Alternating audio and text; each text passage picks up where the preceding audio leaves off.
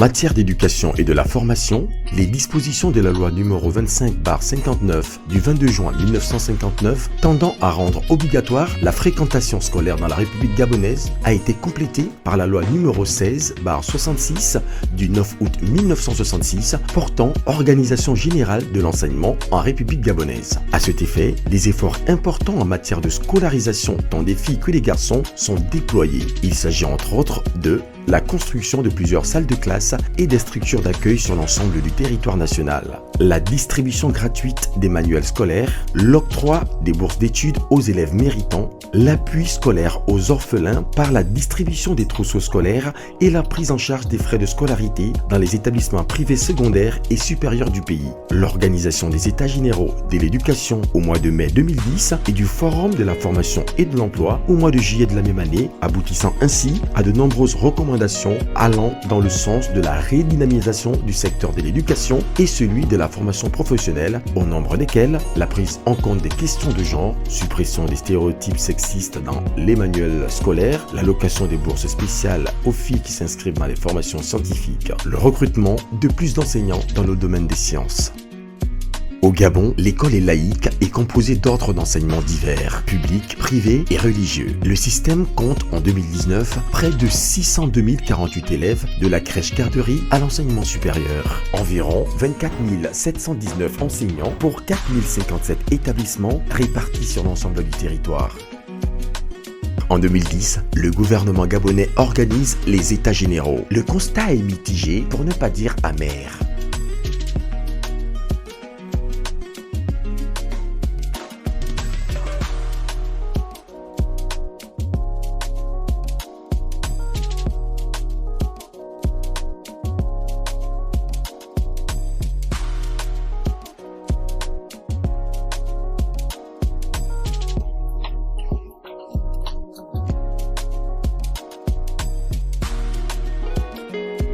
La loi 21/2011 portant orientation générale de l'éducation, de la formation et de la recherche issue des recommandations des États généraux est promulguée en 2011 et l'impérieuse nécessité d'améliorer le système éducatif s'impose. La Task Force de l'éducation, conduite par le professeur Patrick Mugiama Daouda, conseiller spécial du président de la République, vient renforcer ce constat. Après plusieurs semaines de réflexion, le rapport préparé par les acteurs du système éducatif national indique par exemple que les savoirs fondamentaux ne sont pas acquis pour un grand nombre d'enfants, que l'égalité des chances étant pendant le cycle primaire et pour ce qui concerne le cycle secondaire et supérieur, le décalage est énorme entre l'offre de formation et les besoins de développement du pays. Une fois ce constat est établi, les mesures urgentes s'imposent. Premièrement, la révision des curricula et des programmes de formation accompagnés d'un système rigoureux de suivi des effectifs pour une meilleure maîtrise des flux.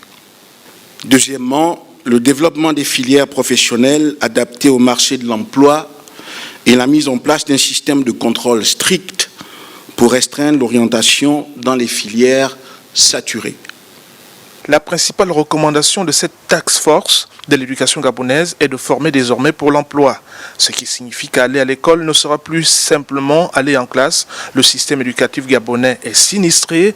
La phrase est d'Ali Bongo Ondimba lui-même, très remontée contre la série d'échecs scolaires qui en découle depuis de nombreuses années. J'entends que tout le monde non seulement collabore, mais prenne une part active à redresser ces situations-là. Celui qui le peut, très bien, parce que ça dépend de ses compétences, très bien, je l'accepterai. Mais je n'accepterai pas que l'on prenne des responsabilités et que les résultats soient celui que nous constatons aujourd'hui. Des moyens ont été mis pour peu de résultats. Mais pour ceux qui ont l'intention de jouer une autre partition, alors ils sont prévenus. À quelques semaines de la rentrée scolaire au Gabon, ce 1e forum sur l'éducation sonne certainement un nouveau départ pour la formation de l'élite de demain. En décembre 2019, Monsieur le Président de la République, chef de l'État, son Excellence Ali Bongo Ondimba, nomme le professeur Mugiama Daouda ministre de l'Éducation nationale et de la formation civique. Et de là commence la grande réforme du secteur éducation. Signature et lancement des travaux du programme d'investissement du secteur éducation PIS avec la construction de 228 salles de classe, la réhabilitation et l'extension de certains établissements dans sa première phase, la mise en œuvre du secrétariat d'orientation scolaire, universitaire et professionnelle, de l'enseignement à distance, des réformes de curricula et bien d'autres. En chantier depuis 2020, et ce malgré un contexte sanitaire marqué par la Covid-19, le système éducatif gabonais produit de bons résultats avec respectivement 16 972 admis, soit 68,84% pour 24 656 candidats au bac général et 2489 admis, soit 54,32% des réussites sur 4582 inscrits au bac technologique et professionnel. Certains élèves tirent leur épingle du jeu, à l'instar du jeune Nathan Zamba qui a eu son baccalauréat à l'âge de 14 ans. Il fait la une des médias nationaux et a fait exploser la toile depuis la délibération du baccalauréat session 2020 en série C. C'est Blaise Nathan Miyindou Minzamba, le plus jeune bachelier du Gabon.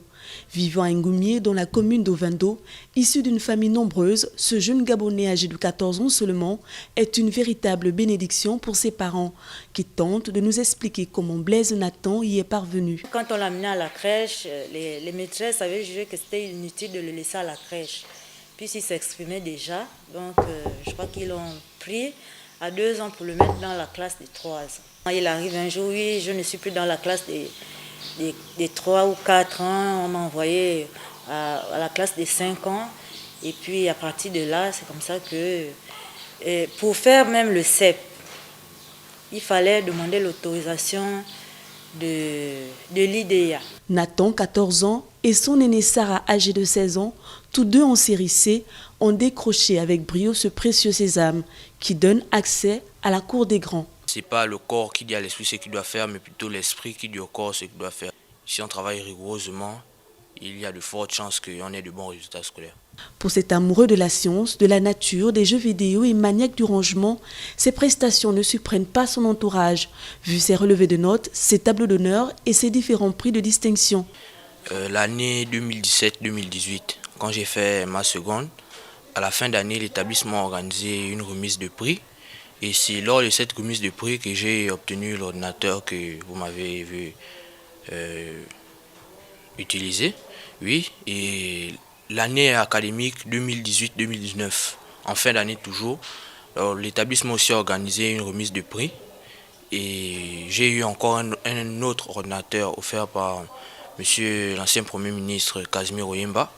Pour son cursus post-baccalauréat, la cybersécurité, c'est ce à quoi aspire désormais Blaise Nathan Miyindou Minzamba, dont l'agilité de l'intelligence va désormais le faire entrer dans l'histoire du baccalauréat.